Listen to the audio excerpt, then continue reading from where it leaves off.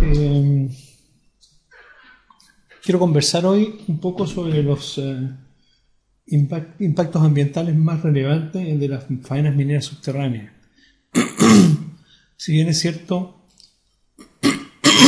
las faenas mineras subterráneas o rajo abierto tienen sus impactos ambientales, muchos de ellos comunes. Hay impactos ambientales que están más asociados directamente a la minería subterránea o a la minería a rajo abierto. En primer lugar, quisiera comentar, grosso modo, cuáles son los componentes de un proyecto minero.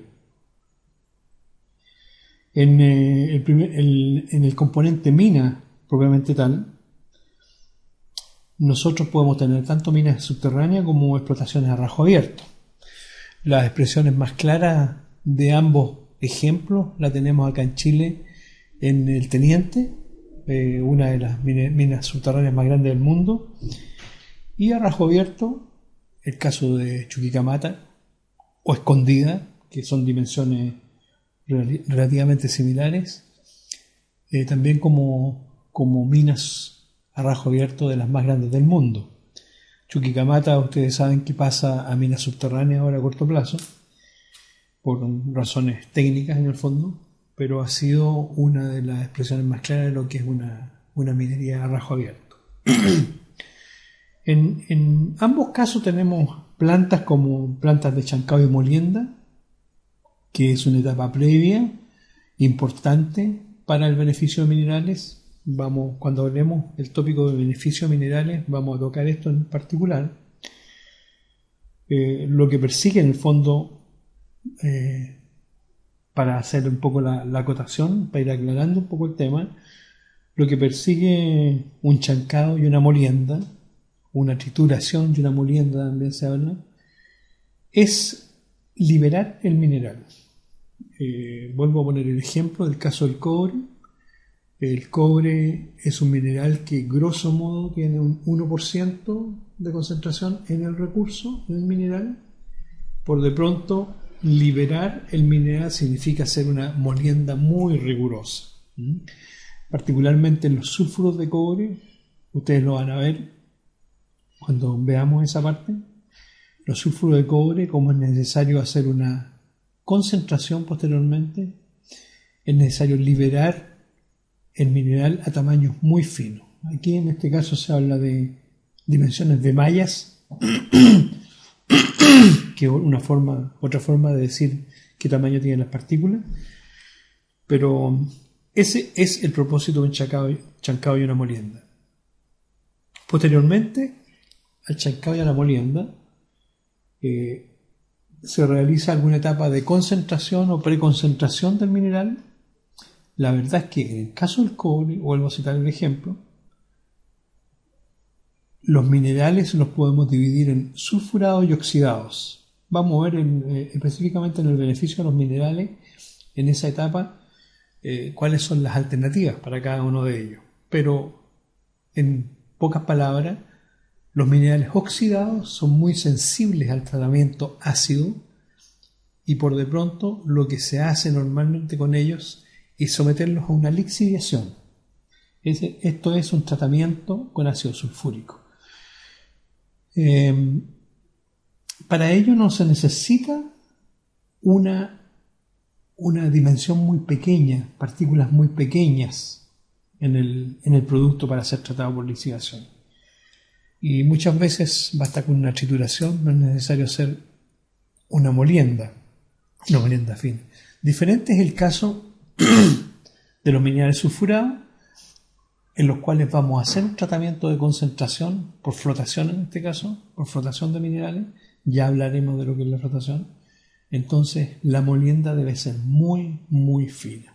Son dos ejemplos claros de hasta dónde se puede llegar con esta etapa de liberación del mineral.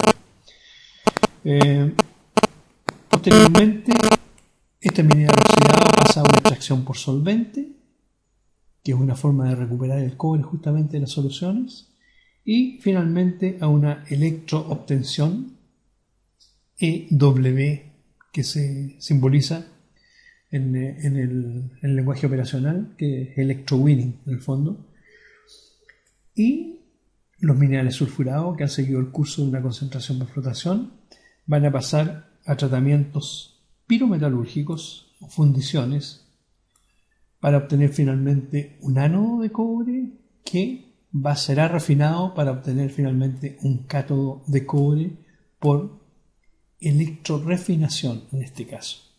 Electrorefinación. Electroobtención entonces en la etapa final de los óxidos de cobre y electrorefinación la final de los sulfuros de cobre. Hay residuos masivos, y aquí viene ya un comentario sobre el impacto ambiental de la minería. Hay residuos masivos como son los depósitos de relave, que hacen la consecuencia de la concentración. Hay grandes depósitos de relave asociados a las plantas de flotación particularmente. Hay stock también acumulado de minerales de baja ley, normalmente bajo esta denominación de mineral de baja ley. Son todos aquellos recursos que quedan de la extracción del mineral que no contienen la cantidad adecuada o la concentración adecuada del mineral como para ser explotado en este momento. Esto tiene un significado especial porque estos minerales de baja ley pudieran ser explotados a futuro, de tal modo que normalmente se almacenan en lugares precisos y con una caracterización aproximada de cuáles son los contenidos del metal o del cobre, en este caso, en este mineral de baja ley. Con los cambios de tecnología, con los cambios de los precios de los metales, etc., y con el agotamiento también de muchos de los recursos, es probable que estos minerales de baja ley pasen a constituir otro recurso nuevamente. También hay una gran cantidad de residuos masivos como botaderos de ripios de lixiviación. Posteriormente a la lixiviación, todo este material que ha sido lixiviado, que ha sido tratado con ácido y que ya está agotado o semiagotado, pasa a constituir también un desecho que son de un tamaño relativamente grande, no son partículas finas, y ese desecho hay que acumularlo en alguna parte. Eso también pasa a ser entonces lo que se constituye un botadero de ripios de lixiviación, ¿no es cierto? Overburden, que se conoce también como lenguaje operacional. Y finalmente tenemos los llamados desmontes, que es material de lastre, en el fondo, que se está sacando desde el recurso minero, desde el mineral, o desde la zona en que está el mineral, y los botaderos de escoria, que van a constituir también un stock muy importante asociado a las fundiciones de concentrados de cobre de nuestro país. En particular, si ustedes van cerca de cualquier fundición, van a encontrar grandes stock de escorias acumuladas, que son escorias que tienen muy bajos valores de contenido de cobre, pero que si uno lo observa con una visión futura también de este material, pudieran constituir en un recurso explotable a futuro. Hoy día las escorias, los ripios de lixiviación, los relaves se miran de otra manera, diferente a lo que se hizo antaño, en que simplemente era un recurso, un desecho masivo que había que botar, que había que desechar. Hoy día, a la luz del impacto ambiental y de las restricciones ambientales, muchos de estos desechos están tratando de ser reutilizados. Ok. También dentro de los residuos no masivos industriales de mineros y otros acopios, tenemos los vertederos de residuos domésticos, los patios de chatarra, que ustedes lo van a ver asociado a cualquier planta en el fondo, lleno de chatarra, relleno de seguridad para residuos peligrosos, además de otros residuos menores. Bueno, hay todo entonces un impacto de un proyecto minero por este tipo de cosas, por la instalación de infraestructuras anexas y de servicio, como son las oficinas y los campamentos, los polvorines, los talleres, bodegas, los pozos de captación, los acueductos, los estanques, las plantas desalinizadoras, en caso que sea necesario, caminos y puentes que haya que construir, mineroductos, tendidos, subestaciones eléctricas, etcétera. Eso ya le dimensiona un poco cuál es el impacto que tiene entonces la instalación de una faena minera subterránea o a rajo abierto. Hay algunas evaluaciones más claras de cuáles son estos impactos ambientales de una industria minera metalúrgica. Entonces, para la obtención de minerales metálicos, por ejemplo, vamos a tener emisiones gaseosas, que pueden estar constituidos, por ejemplo, con el anhídrido sulfuroso, el SO2, con monóxido de carbono, con dióxido de carbono, con óxido de nitrógeno, polvo en suspensión, etc. Todo esto son parte de las emanaciones gaseosas que de alguna manera van a constituir algún problema para las personas que están viviendo alrededor de la planta, muy cercanos a los lugares donde está la planta.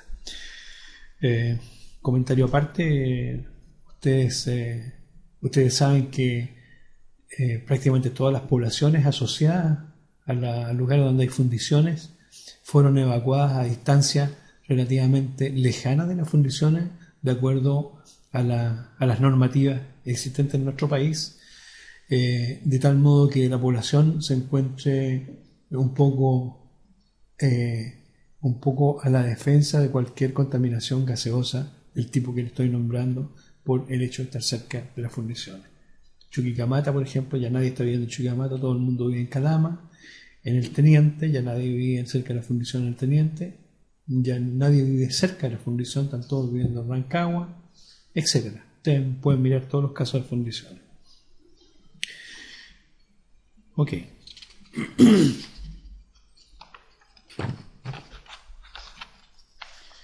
Bueno, en la minería subterránea se hace un manejo bien importante de materiales que se va a estar sacando desde el seno de la corteza terrestre, por efectos entonces de la remoción de materiales para extraer el mineral.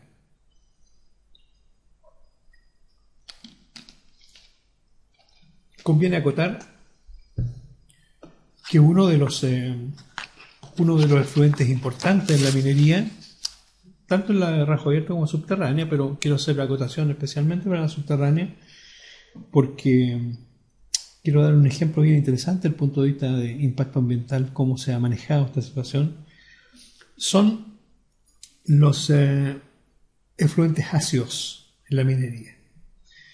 Los efluentes ácidos, lo voy a tocar un poquito más al final también, o drenaje ácido de minas, son efluentes que van escurriendo lentamente a veces, que van escurriendo desde la zona minera y puede ocurrir incluso en lugares en que el mineral ya ha sido agotado, que ya no existe la faena minera.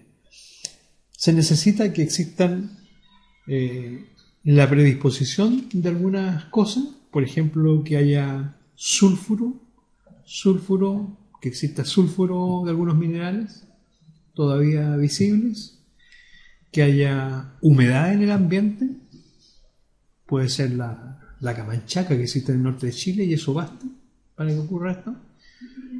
Esa camanchaca, que es esa neblina húmeda que hay normalmente por las noches en el norte de Chile, en las zonas mineras, y oxígeno, o sea, aire. En el fondo bastan estos tres componentes para dar origen entonces a efluentes ácidos. Hay reacciones químicas, van a ocurrir efluentes ácidos que lentamente pueden ir contaminando aguas abajo, algunos efluentes que están escurriendo, y estos efluentes ácidos pueden ir disolviendo de alguna manera metales pesados en su recorrido, y estos metales pesados ir contaminando aguas abajo, algunos efluentes o algunos lugares en los cuales hay zonas de riego, por ejemplo, para lugares agrícolas en que se está cultivando algunos vegetales de uso común. Entonces hay que tener cuidado como impacto ambiental con estos aspectos como el drenaje ácido de minas. Quería tocar el ejemplo, esto ocurre, como les decía, tanto en minería a rajo abierto como en minería subterránea, pero quería tocar el ejemplo para el caso de la mina El Teniente, que es una mina subterránea, en el cual este drenaje ácido se vino dando mucho tiempo atrás. Entonces, en los mismos túneles de la mina existían estos drenajes, que fueron de a poco canalizándolo en el fondo para que no produjeran demasiados problemas. Pero en algún momento a la gente que estaba trabajando en la operación se le ocurrió medir cuál era la cantidad de cobre disuelto que había en estos drenajes ácidos. Y percatándose que la cantidad de cobre disuelto no era menor, instauraron un sistema de recuperación de cobre desde este drenaje ácido. Y fue así como se instalaron algunos sistemas de recuperación de cobre de este drenaje, como si fuera una lixiviación. E incluso, como el drenaje ácido, estos cursos de fluente ácido ocurrían en determinadas épocas del año, cuando había nieve sobre la cordillera y esta nieve empezaba a fundir. Había otras épocas estivales en que no había nieve, no había drenaje ácido. Como el resultado fue positivo desde el punto de vista de recuperar el cobre, se empezó a alimentar artificialmente con líquido, con agua, las zonas altas de la cordillera, de tal modo de artificialmente crear un drenaje ácido y recuperar el cobre desde estos drenajes ácidos. Entonces ahí tienen un ejemplo de un problema ambiental en minería subterránea bastante fuerte, pero que bien manejado se puede transformar en algo positivo.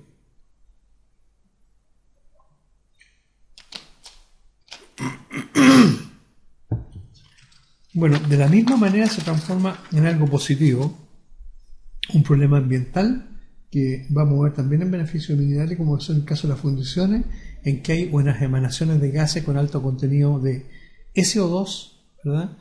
Y que la principal solución que se le dio a esto, lo vamos a ver en detalle cuando veamos la parte de las fundiciones, la principal solución que se le dio a esto fue instalar plantas de ácido justamente para captar el SO2 y neutralizarlo, produciendo ácido sulfúrico.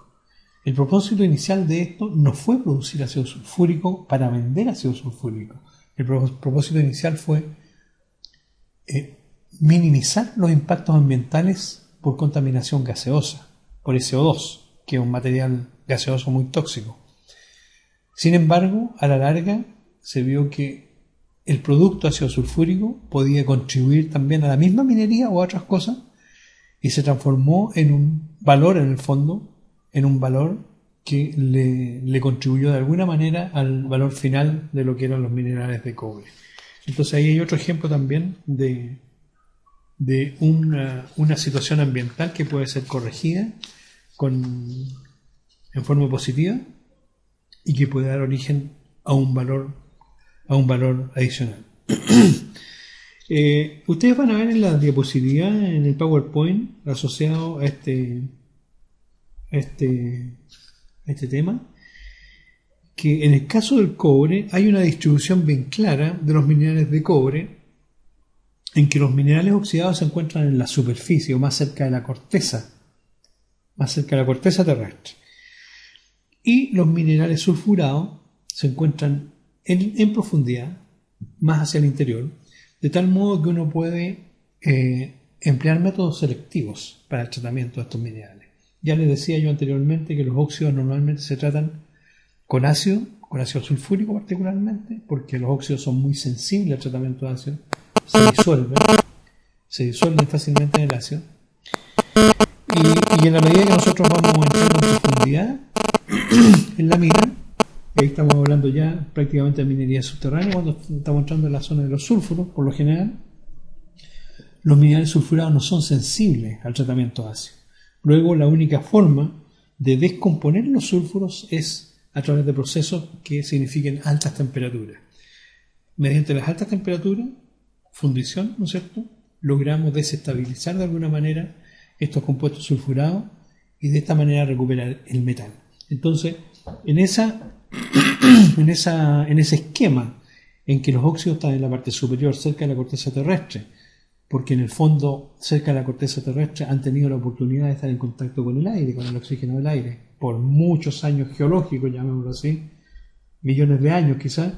Entonces se han ido degradando estos sulfuros y transformándose en óxidos. Estos óxidos entonces que están más en la superficie van a ser tratados por vía hidrometalúrgica, lixiviación. Es el esquema general. Los óxidos en la parte superior, los sulfuros en la parte inferior. Hay anomalías en algunos casos en que en Andina, por ejemplo, se dio mucho que por estar la mina en zonas de nieves eternas, prácticamente la capa de sulfuro llegaba muy arriba porque no había mucho contacto de estos sulfuros con el oxígeno del aire por esta capa de nieve que estaba cubriendo la corteza. Pero son anomalías que son la excepción de la regla, en el fondo. Lo importante es que hay que tener claro de que aquí hay un efecto geológico de larga data. En el fondo eso hace que estos mecanismos de tratamiento sean distintos. Ustedes saben, por ejemplo, que la mina de Chuquicamata pasa a minas subterráneas justamente porque hay bolsones de sulfuros en profundidad que conviene atacarlos con minería subterránea más que minería a rajo abierto, porque si no los volúmenes de lastre que habría que evacuar serían demasiado grandes. Un dato para que lo retengan un poco, es que en la generación de residuos, de estos grandes residuos masivos que se generan en la minería, los residuos que son más masivos, que tienen más volúmenes, son justamente los que están asociados a las primeras etapas mineras. Posteriormente, en la medida que nosotros vamos avanzando y llegando a los procesos específicos para recuperar el metal, estoy hablando ya de las etapas de metalurgia química, las etapas de extracción propiamente tal, como la hidrometalurgia, la pirometalurgia y la electrometalurgia. En esos casos, los volúmenes de estos materiales pasivos, de estos grandes desechos, son menores. La relación que hay como dato, por ejemplo, medido en toneladas de desecho por toneladas de cobre producidas, es que los estériles de minas son del orden de 400 toneladas por tonelada de cobre producida. Los ripios de lixiviación del orden de 200 toneladas por tonelada de cobre producida. Las colas de flotación o los relaves son del orden de 100 toneladas por tonelada de cobre producido, y las escorias de la fundición son del orden de 2 toneladas de escoria por tonelada de cobre producido. Esto varía un poco de operación en operación, porque depende un poco de la tecnología que se está utilizando y depende también del mineral que se está tratando, por supuesto. Eso puede variar relativamente. Por ejemplo, en el caso de la escoria, que es un tema que yo conozco bastante, hemos encontrado valores que oscilan desde del orden de 2 toneladas por tonelada de cobre producido hasta 5 toneladas de escoria por tonelada de cobre producido, dependiendo de la operación y dependiendo de la planta y de la tecnología que está utilizando, así como del mineral que se está tratando. Digamos que las operaciones de explotación subterránea de minerales han sido consideradas por siempre como una de las actividades más riesgosas que se realizan. Y la accidentabilidad en las minas subterráneas va a depender de varios factores, como por ejemplo las características de la roca, el uso o no de explosivos, la presencia de gases tóxicos o inflamables, el empleo creciente de máquinas y equipos, la presencia de aguas subterráneas, las probabilidades siempre latentes de incendios y los errores de diseño o ejecución del diseño de la planta, en el fondo. Las actividades que se realizan durante el desarrollo de los proyectos mineros, tenemos la exploración y prospección de yacimientos y labores relacionadas con el desarrollo de proyectos mineros, la construcción de proyectos mineros, la explotación, extracción y transporte de minerales estériles, productos y subproductos dentro del área industrial minera, y los procesos de transformación, pirometalurgia, hidrometalurgia y refinación de sustancias minerales y de sus productos. Estas últimas son las más intensas, yo diría, desde el punto de vista ambiental, porque están normalmente produciendo alteraciones químicas en los procesos y sus efectos son mucho más intensos y más nocivos que las etapas previas, que las etapas anteriores, que las etapas mineras.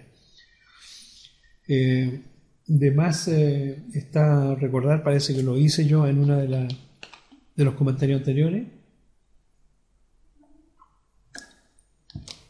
si la metalurgia nosotros la dividimos en la metalurgia extractiva, que es la que tiene que ver con la extracción del metal desde el mineral, y la metalurgia adaptiva, que significa usar el metal para producir un producto final. Son dos campos distintos. La metalurgia extractiva normalmente está asociada a todo lo que son los procesos mineros. La metalurgia adaptiva está más bien asociada a la producción de materiales específicos. De estas dos ramas de la metalurgia, la más impactante es la metalurgia extractiva. Más impactante que la metalurgia adaptiva. Y la razón es bien simple. Les vuelvo a poner el ejemplo del cobre. Estamos partiendo con un mineral que tiene aproximadamente un 1% de cobre para llegar a un casi 100% de metal. 99% de desecho. Mientras que la metalurgia adaptiva está partiendo del metal ya terminado para obtener algunos productos específicos de uso específico para el ser humano.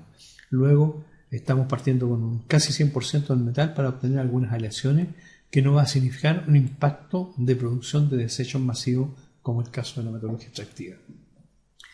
Debo agregar que la metalurgia extractiva está más asociada, es parte de nosotros que somos productores primarios. Somos productores primarios América Latina, África, Sudáfrica, Australia, muy ubicados en el hemisferio sur, si ustedes se dan cuenta del planeta, mientras que la metalurgia adaptiva, aquella que produce materiales finales de uso específico, está más bien asociada a los países más desarrollados, estamos hablando de Europa, Canadá, Estados Unidos, donde grosso modo está concentrada toda esta producción de materiales y toda esta metalurgia adaptiva. Luego, mirado así en forma rígida, si ustedes quieren, pero no es tan así, pero haciendo un pequeño balance, los productores primarios, en el caso del metal, estamos muy ubicados en el hemisferio sur. Los productores, los usuarios de estos productos primarios están muy ubicados en el hemisferio norte. El impacto ambiental más grande lo tiene la metalurgia extractiva, que es nuestra metalurgia, donde estamos nosotros asociados.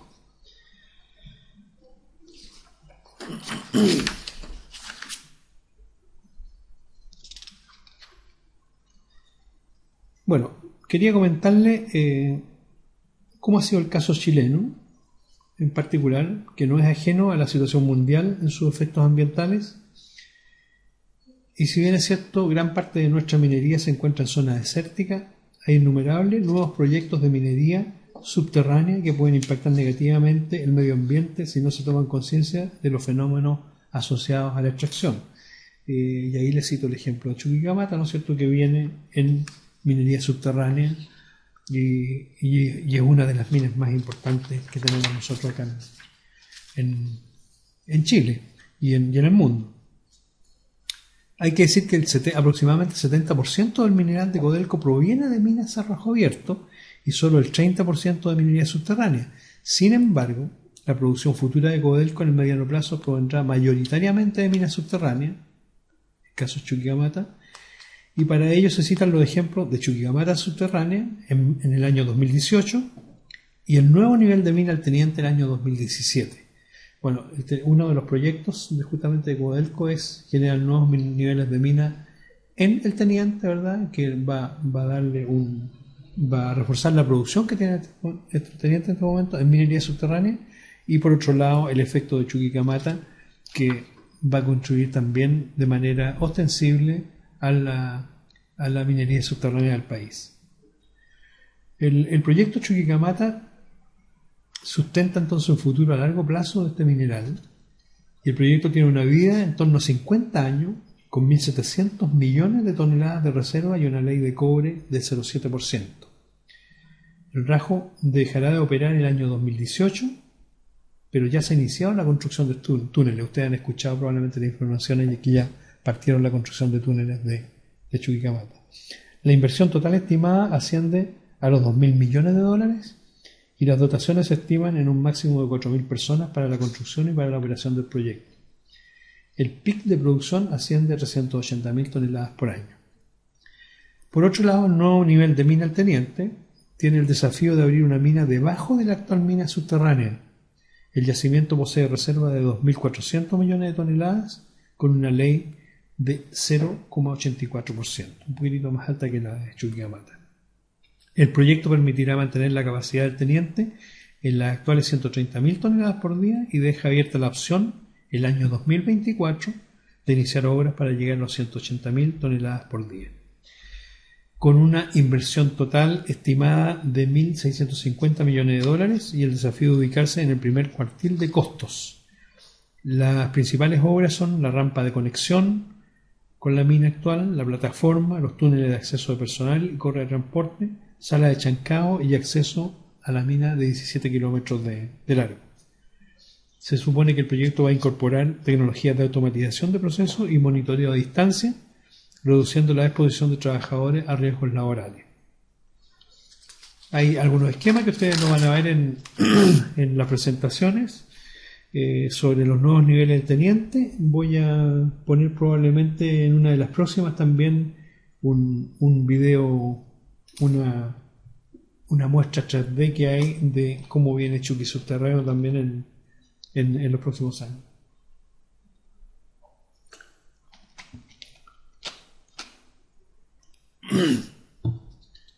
Ahora, algunos de los parámetros que son importantes desde el punto de vista de contaminación en la minería subterránea, como son el control de la calidad de aire y los sistemas de ventilación. Bueno, la minería subterránea está creando espacios bajo tierra, ¿no es cierto?, donde están trabajando personas. Y las condiciones de trabajo incluyen la humedad ambiental, la temperatura del aire, la presencia de radiaciones nocivas o de gases explosivos, la presencia de agua también, hay humedad. Ustedes recuerdan lo que vivimos, digamos, todo Chile con los mineros que estuvieron atrapados en San José, el ambiente que ellos vivían, así como nos fuimos informando, ¿no es cierto? Una de las cosas que tenían era que un ambiente muy, muy húmedo, la formación de polvo y la emisión de ruido que depende tanto del mineral como de la roca encajante, de la profundidad de la mina y del uso de maquinaria. El ruido es uno de los problemas graves justamente de la minería subterránea. Las emanaciones del aire usado en las minas son el producto normal de las operaciones mineras, constituida por la combinación de vapor, humo de explosivos, polvo, humo de vehículos diésel, gases propios de emanaciones rocosas naturales, reacciones químico-ambientales de los minerales presentes que constantemente circulan por las labores de la mina y luego emanan a la superficie. El sistema de ventilación está constituido por la presencia de aire fresco que ingresa a la mina por factores de presión y temperatura en un aspecto natural y por influencia directa de la fuerza de ventilación de ventiladores aspirantes o impelentes que introducen aire fresco al interior de las minas subterráneas a través de mangas instaladas con este propósito. ¿Cuáles son los contaminantes presentes normalmente en el aire de la mina? Los contaminantes presentes son los gases contaminantes y explosivos, las partículas de polvo, el ruido y la radiación. Entre los gases contaminantes vamos a nombrar algunos e indicar cuáles son un poco los efectos que tienen.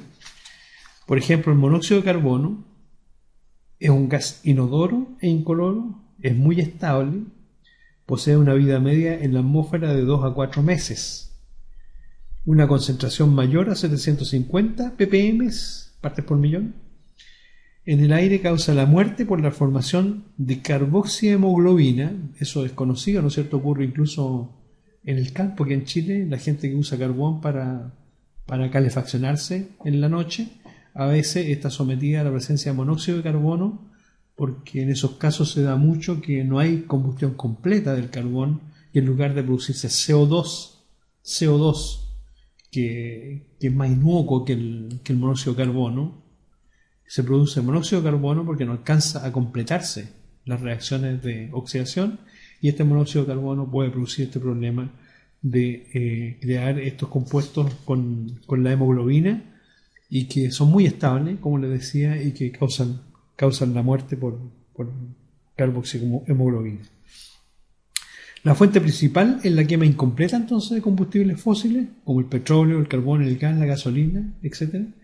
Y dentro de los efectos que se producen se encuentra afectar el transporte del oxígeno en el cuerpo humano, evidentemente porque el monóxido de carbono está ocupando espacios que lo podría ocupar el oxígeno en este transporte de oxígeno.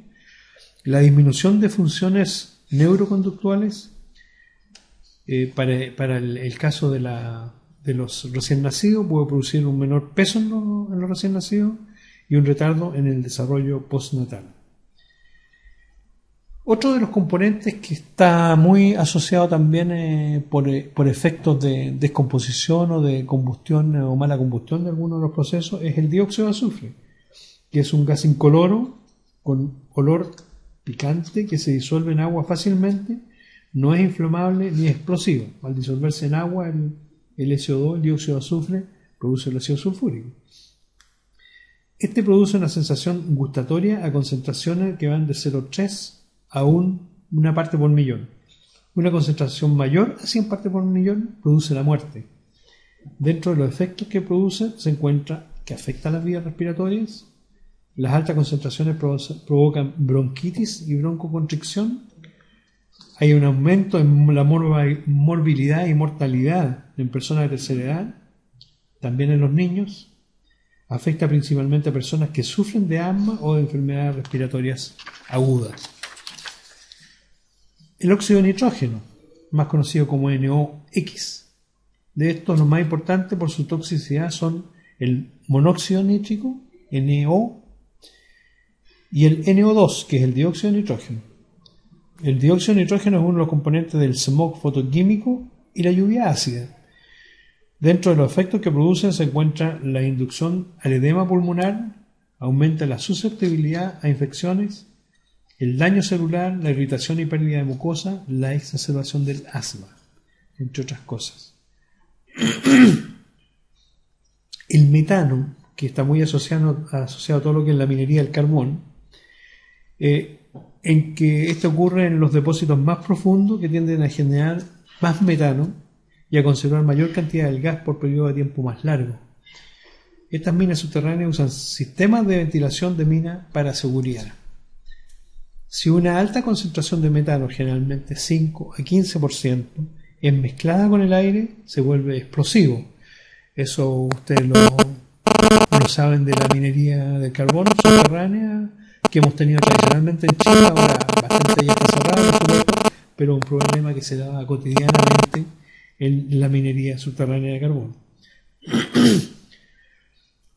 Por lo tanto, entonces, la disolución de metano a través del uso de ventiladores que mezclan grandes volúmenes de aire con concentraciones sumamente bajas de metano ayudan a evitar situaciones muy peligrosas. Los sistemas de ventilación emiten en realidad cantidades importantes de metano en la atmósfera en concentraciones bajas. Las partículas contaminantes también es otro problema ambiental de la minería subterránea. Aquí tenemos los PTS, los PM10 y los PM2,5, ¿verdad? Partículas muy finas. Este contaminante engloba tanto partículas sólidas como líquidas. Aquellos cuyo diámetro aerodinámico es igual o menor a 100 micras se le conoce como PTS, que son partículas totales en suspensión, ¿no? Y aquellas iguales o menores a 10 micras se le conoce como PM10, o sea, partículas menores a 10 micras, y las igual o menores a 2,5 micras como PM2,5. La peligrosidad del material particulado aumenta conforme disminuye el diámetro aerodinámico de la partícula debido a su potencialidad de penetrar en vías respiratorias inferiores. Hay algunos minerales que producen partículas nocivas que están muy detectados, como es el asbesto, por ejemplo, el asbesto está prohibido hoy día, ¿verdad? El berilio, la fluorita, los minerales de níquel, el cuarzo, el mercurio, el cinabrio, el dióxido de titanio, los óxidos de manganeso, los compuestos de uranio y minerales de estaño, etc. Hay algunos otros elementos que son conocidos por su toxicidad, como es el caso del plomo, que ataca el sistema nervioso central. Es un material muy tóxico, produce retardo mental en los recién nacidos y en los niños, produce insuficiencia renal y cardíaca, cáncer a los huesos y es acumulativo en órganos blandos.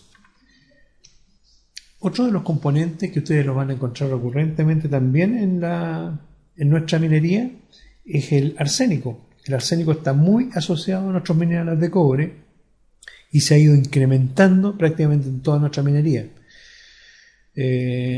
Hay minerales nuestros, por ejemplo, que son conocidos altos en arsénico. El caso del indio fue un caso connotado, que era un mineral que contenía, era bastante rico en cobre, bastante rico en oro también, pero muy alto en arsénico, ¿verdad? Que eso fue determinante en el cierre final del indio, esto en La Serena hacia el interior. También el arsénico está presente, como les decía yo, en los minerales de cobre. Tenemos el arsénico que se encuentra normalmente asociado en algunos minerales como la arsenopirita, que es un compuesto de azufre y arsénico de hierro. Y la exposición a este arsénico inorgánico puede causar efectos sobre la salud, como la irritación del sistema digestivo, la disminución en la producción de glóbulos rojos y blancos, cambio en la piel e irritación de los pulmones. Es sugerido que la toma de significantes cantidades de arsénico inorgánico puede intensificar las posibilidades de desarrollar cáncer, especialmente las posibilidades de desarrollo de cáncer a la piel, pulmón, hígado. Hay límites bien bajos de exposición al arsénico y es una de las causas, justamente, una de las razones por qué prácticamente las poblaciones se han evacuado desde los lugares cercanos a las fundiciones de concentrado en las operaciones aquí en Chile. Si bien es cierto, el arsénico se ha ido neutralizando de alguna manera, se ha ido cambiando la tecnología justamente para abatir el arsénico. Hubo una época que se usaba mucho el óxido de calcio para abatir el arsénico en las fundiciones, pero sin embargo el óxido de calcio con el arsénico forma compuestos que son inestables y que a la larga se descomponen nuevamente y liberan el arsénico y sigue nuevamente contaminando.